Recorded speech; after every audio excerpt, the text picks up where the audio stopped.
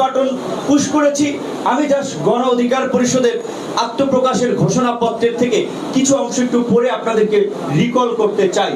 গণ অধিকার পরিষদের আত্মপ্রকাশ হয়েছিল 2021 সালের 26 অক্টোবর। আপনারা জানেন সেদিন আমরা যে ঘোষণাপত্রটি পাঠ করেছিলাম, পরিবেশ পরিস্থিতির কারণে সেটি হয়তো সর্বমহলে পৌঁছায়নি।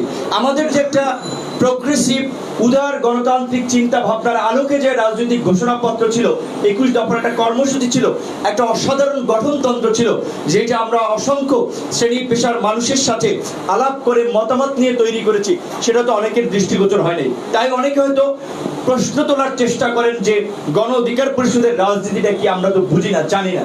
আমরা নিশ্চয়ই আমরা জানাতে আমাদেরও কিছু ব্যর্থতা আছে যে আমরা মানুষের কাছে সেই রাজনীতিটা পরিষ্কারভাবে হয়তো কিছু ক্ষেত্রে তুলে ধরতে পারিনি।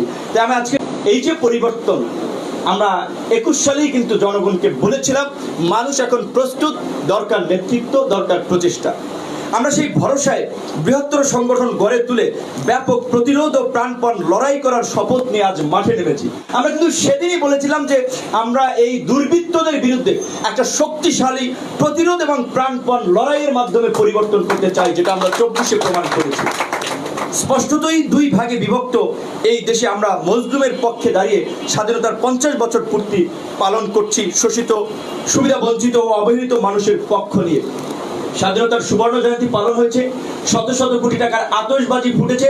আমরা কিন্তু পরিষ্কারভাবেই বলেছি যে জালেমের বিপরীতে আমরা মজলুমের পক্ষ নিয়েই আমরা এই স্বাধীনতার সুবর্ণ জয়ন্তী পালন করছি। পেছনে ফিরে আসা অর্ধ শতাব্দী স্মরণ করছি গরিব মানুষের বঞ্চনা, অমর্যাদা ও আত্মস্বীকৃতির স্মৃতির উপরে ভর করে। দেশবাসী দেখেছে এই দেশে বিভক্ত হয়ে পড়া দুই দলের মানুষ 71-এ পাওয়া স্বাধীনতাকে স্মরণ করে